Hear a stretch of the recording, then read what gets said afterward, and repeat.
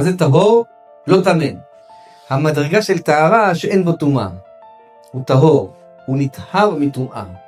הוא עשה תשובה על העבירות, אין בו עבירות, זהו, מפסיק לעשות דברים. תשאל אותו עכשיו, תגיד לי, בשבת, בהלכות בורר, זה ככה או ככה? הוא ידע לענות לך? לא ידע לענות לך. אבל אם תשאל אותו, האם אתה רוצה לעבור על איסור בורר, מה יגיד לך? לא, הוא לא רוצה לעשות את העבירה של בורר. הוא נזהר מזה,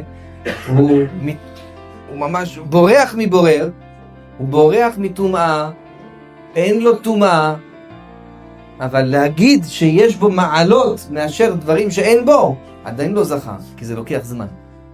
לתפוס מדרגות, לעלות במדרגות בסולם באמת, זה לוקח זמן.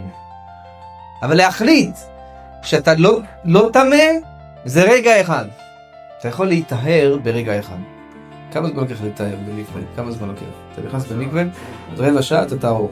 מחשבה, אתה חושב, אתה ממש עושה תשובה וזה, זהו, טהור. קדוש, מקווה עושה אותך קדוש?